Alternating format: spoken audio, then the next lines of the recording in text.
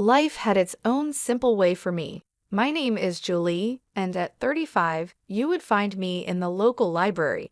It wasn't exciting, but it was my place. The books were my friends, and the dusty shelves were where I felt at home. I liked staying out of the spotlight and being in the background. I lived in a small town where everyone knew each other's business. My days were mostly the same: wake up, go to work, and then back to my small apartment. It was filled with used furniture and lots of books. I didn't really go out much, and that was okay with me, or at least that's what I told myself. Then Jack walked into my life. It was a day like any other. He wanted a book, something different, he said. He had a friendly smile and a warm voice that felt like sunshine on a cloudy day. "Hey, could you help me find a book? I'm feeling adventurous," he said, smiling with his eyes. "Sure, what type of book are you looking for?" I asked, adjusting my glasses and trying not to stare at him too much. "I don't know, surprise me," he answered, smiling in a way that showed he liked this small challenge. That was the start of everything. We began talking more and more. At first, it was about books, but then we started talking about our lives. Jack was different. He really listened, making me feel heard for the first time in a while. One day, he came in with a determined look. "You know, Julie, you're the most interesting person I've met here." "Why do you hide in here all day?" he asked, leaning on the counter with a playful look in his eyes. I laughed, a sound that felt odd to me. "Where else would I go? This town isn't exactly full of excitement," I said. Jack quickly replied, "Maybe you just need someone to explore it with. How about dinner tonight, my treat?" I hesitated, not used to this kind of attention. "I don't know, Jack." "Come on, what's the worst that could happen? You spend an evening out with a guy who enjoys your book recommendations. Plus, I promise to make it worth your while. You can show me this hidden gem of a town," he encouraged, his confidence catching. Against my better judgment, I agreed. "Okay, sure, but no fancy places. I don't like all that fuss," I said. Jack smiled brightly. "I'll pick you up at 9. Wear something comfortable." That night changed everything. Jack showed me parts of the town I'd never noticed, even though I've lived here all my life. He made me laugh, a real, deep laugh that I didn't know I could. He listened to my stories, my dreams, and my fears, never making me feel unimportant. As we walked back to my apartment, he stopped and looked at me seriously. "Julie, I know we've only just met, but there's something about you. You're genuine, and in a world full of fakes, that's rare." I didn't know what to say. No one had ever spoken to me like that before.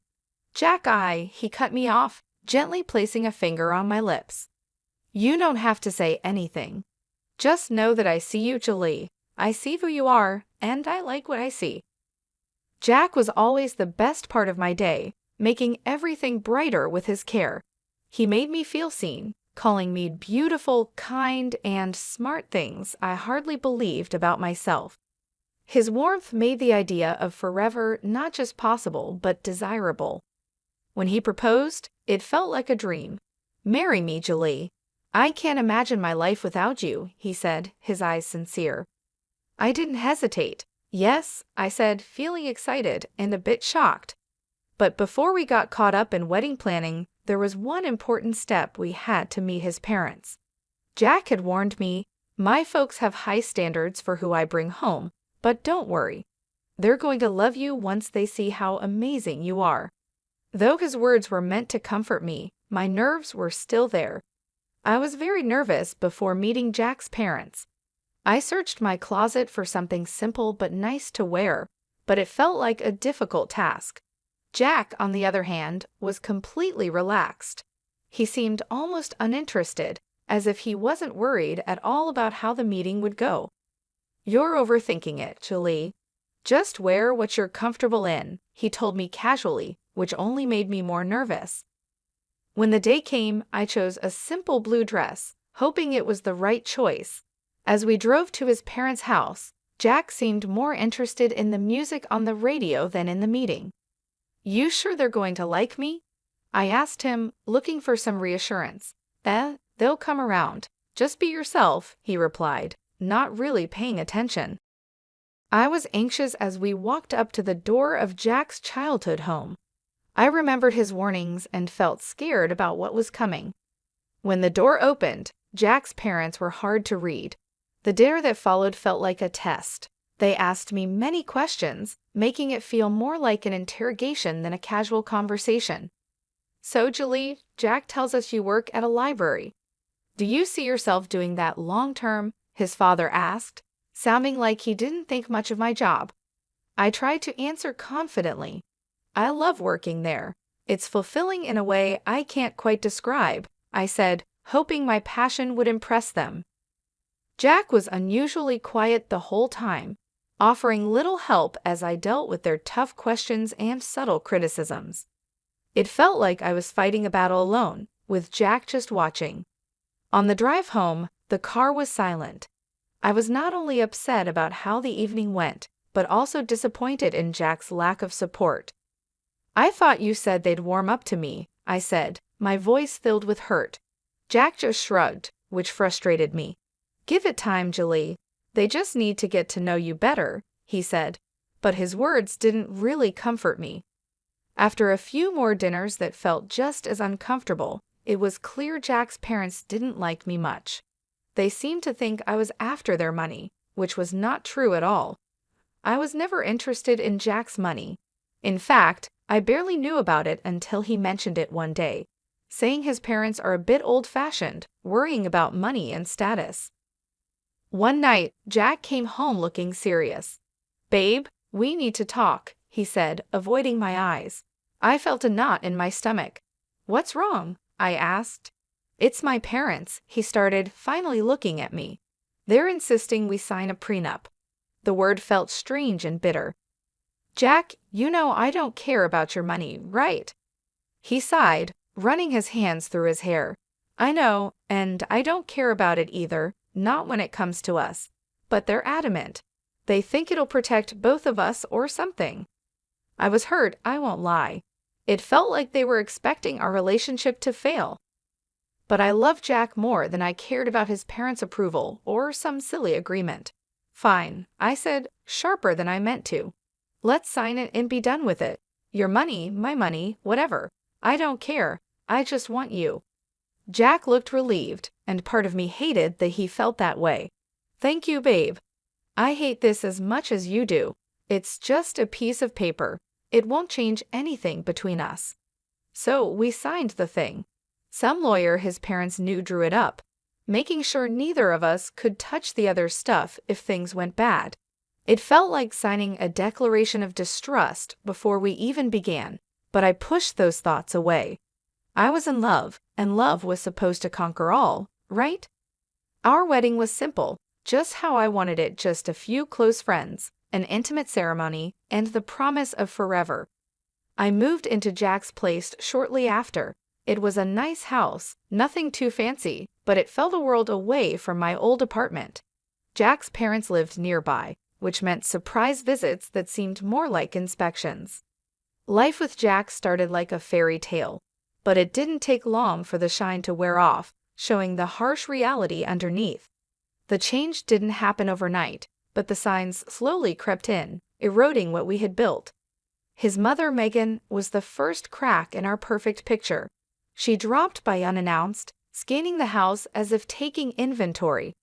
"Remember, this is Jack's house. Everything here is his," she reminded me. I kept my cool, replying, "I'm all aware, Megan. I'm not here for your son's things." "I love him," I said, but she just scoffed. "Love doesn't pay the bills, dear. Just remember, if you ever leave, you leave with what you came with, nothing." One day, she walked around the house pointing out everything. "See this couch? It's Jack's. That painting, also Jack's. Remember, dear, in case things go bad, you have no claim over any of it," she told me with a nasty kind of sweetness in her voice. It seemed like she enjoyed reminding me of my place in their world. Jack's father, Alexander, wasn't any better. He and Megan acted like they owned our house, not just visiting. They demanded coffee the moment they walked in, criticized how I made it too weak or too strong, and then sat in front of the TV, expecting me to serve them. "Grab us some chips, will you? And maybe wash those clothes piling up in the corner," Alexander would say without even looking at me. The worst part was that Jack never stood up for me. He'd laugh along with them, adding his own comments. "Yeah, she's still learning how to do things right around here. Give her time." I felt like I was losing my mind. This wasn't the man I married. This was someone else, someone cruel and dismissive. "Do you even hear yourself? How can you let them treat me like this?" I'd confront Jack after his parents left. "Babe, they're just set in their ways. You know how old people are," he'd say, shrugging it off as if I was the one overreacting. "They don't mean anything by it. Plus, you know we're on their dime. Can't bite the hand that feeds, right?" That line hit me like a slap in the face. So that was it. I was just the freeloader. The girl who married into their little empire and had to play by their rules or get out. My job at the library, which I loved, was a joke to them, just another reason for them to look down on me. The days all blurred together, each one just like the last, until that unremarkable Tuesday when everything changed. I was at work, shelving books when I felt a sharp pain in my stomach, doubling me over. It wasn't just stress, it was something more, something worse. The next thing I knew, I was in the hospital, the sterile smell of antiseptic filling my nostrils. Lying in that hospital bed, I couldn't help but think how this was a new low, alone, in pain, and not a single message or call from Jack. When I thought things couldn't get any worse, there was a knock at the door. A man I never expected was standing there. He wore a suit and held a briefcase, looking completely out of place in my sterile hospital room. "Are you Julie Bowen?" he asked. "Yes, that's me. Who are you?" I replied, my voice weak and tired from the pain and constant letdowns. "I'm Scott Atkins, a notary." "I have something important to discuss with you," he said. His tone was formal, but there was something in his eyes that made me want to listen. I nodded for him to continue, curious despite everything. "It's about your great-uncle, Brandon Sanderson. He recently passed away, and you are his only heir, Julie. He left you inheritance." His words didn't make sense at first. "Are you sure you have the right person?" "I haven't seen him for 18 years, I said. Scott nodded. "Quite sure. He was a private man, but he always remembered you and wanted to make sure you were taken care of." Lying in the hospital bed, feeling a mix of confusion and excitement, I watched as the notary got ready to explain my great-uncle's will. He cleared his throat, opened his briefcase, and spread out the documents in front of him. "Julie, your great-uncle was a wealthy man with fine taste. He left you a significant inheritance. We're not just talking about money here, though there's plenty of that. $40 million, to be exact," Scott began, his voice calm and factual. $40 million? I repeated, my voice cracking. "That's right," he continued, unfazed by my shock. "But there's more. You're also inheriting shares in several large companies. These are not small investments. We're talking about major stakes in some of the most stable and profitable companies out there." My mind raced, trying to grasp the enormity of what he was saying. Owning parts of companies I had only heard about on the news seemed like a fantasy. "And there's property," Scott went on, flipping through the papers. "An old large house in one of the most prestigious areas. It's not just any house, Julie. It's a mansion with history, acres of land, and it's all yours now." I tried to imagine the house, the kind of place I had only seen in movies. It was overwhelming, to say the least. "Don't forget about the antique car," he added with a slight smile, as if expecting my reaction.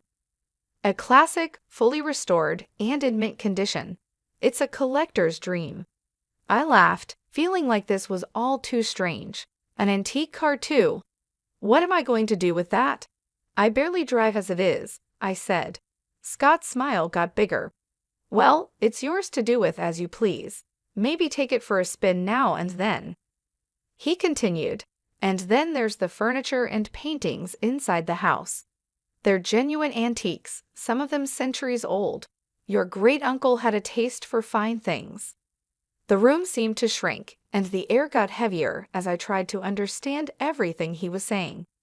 So I've inherited a fortune, a company, a mansion, an antique car, and a collection of art and furniture. That's unbelievable. It's all yours, Julie. Your great-uncle wanted to make sure you were well taken care of. It seems he saw something special in you. Special? I felt anything but special, lying in a hospital bed after the worst few months of my life.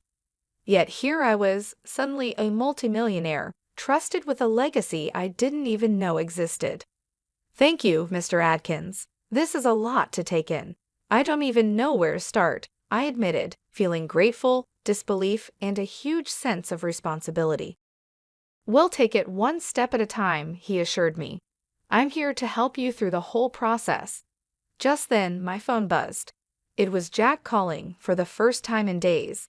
Ignoring it, I turned back to Scott. What happens now? We'll need to handle some paperwork, but the inheritance is yours. Your life is about to change, Julie, and change it did. After the unexpected windfall, Jack and his folks seemed to change their attitude.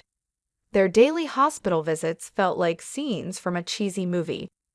Jack, who hadn't bothered to check on me before, was now constantly by my side, fussing over my blanket with a worried look. "How are you feeling today, love?" he'd ask, his voice dripping with sweetness that didn't reach his eyes. His mother, Megan, was even more over the top, if possible. "Darling, I'm going to cook your favorite lasagna when you get back home. Just you wait," she said, her smile wide but not quite genuine. It was all too much, too sudden. Yet I played along, smiling weakly and thanking them for their care. But suspicion gnawed at me, urging me to look beyond their actions. So one day, after their routine visit, I gathered the strength to slip out of my bed and follow them.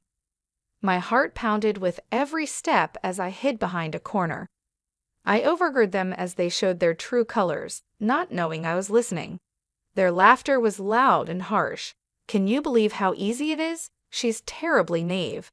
She's completely fooled," Jack said, laughing. Megan, always planning, spoke with a sharp tone. "Make sure she has a baby with you, Jack. Once she does, she'll never be able to leave, and then we'll really have control over her and her fortune." Their cruel and cold words didn't shock me. I felt disappointed, yes, but not surprised. They had shown who they really were, and I was done pretending otherwise. Silently, I returned to my hospital bed, their mocking words igniting a determination within me. They saw me only as a way to secure their future, but I was done playing their game. Back at home after being discharged, I felt like a stranger in what was supposed to be my own place. Jack and his parents were there, pretending to be concerned. The air was tense with unspoken expectations. Jack broke the silence with a hint of sweetness, but mostly greed. "Babe, you're home. How are you feeling? We've been so worried about you." Ignoring the knot in my throat, I looked him straight in the eye. "I'm feeling better, thanks, but we need to talk." "All of us," I said, my voice steady despite the chaos inside. Megan, ever the actress, stepped forward, her hands clasped as if praying. "Of course, dear, we're here for you, whatever you need." It was now or never. I took a deep breath and made my intentions clear. "I'm filing for divorce, Jack, and before you ask no, you won't see a dime of my inheritance." The room went silent, the atmosphere drained as if by a vacuum. Jack's face went pale, his facade slipping to reveal his panic. "Divorce? But why? I thought we were happy." "Happy?" The word tasted bitter. "You, your mom, and your dad have made my life miserable. You've treated me like a servant, not a wife. And now, suddenly, you're concerned about me because I have something you want." Jack struggled for words, but Megan quickly intervened. "This is nonsense. We've always treated you like family. You're imagining things, dear." I rolled my eyes, tired of their lives.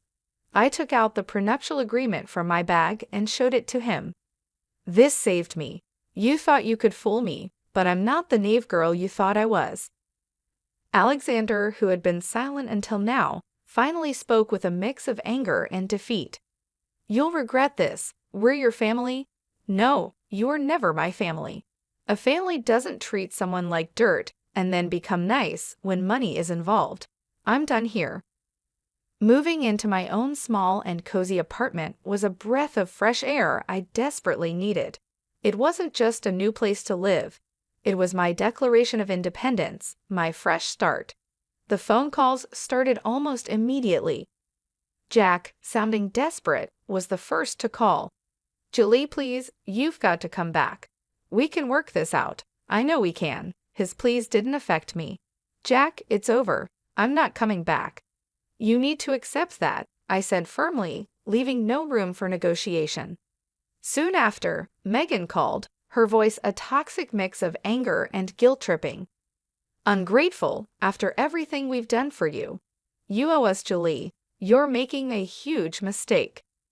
"Owe you for what, Megan? For making me feel like a burden? No, I don't owe you anything. Goodbye." Hanging up on her felt like shedding a heavy weight, a final cut from the ties that bound me to a life of misery. The divorce was a relief, a clean break from a past that had threatened to consume me. Through friends, I heard about the fallout between Jack and his parents. Ironically, the prenuptial agreement they had insisted on was now the source of their family strife. With my great-uncle's inheritance securely in my name, I found purpose and generosity. A significant portion went to charities that mattered to me, causes that would make a difference in the world. But it was the bookstore that became my passion project, a cozy haven for lovers of old and rare books. It was my way of reconnecting with the world on my terms. My journey hadn't been easy, fraught with challenges and hard decisions, but standing in my bookstore surrounded by the stories of countless others, I knew I had found my happy ending. It wasn't just about moving on from Jack and his family's manipulation. It was about rediscovering who I was and what I loved. Here's to new beginnings, I toasted to myself one quiet evening after closing up shop. The road ahead was uncertain, but it was mine to travel, filled with possibilities and the promise of newfound happiness.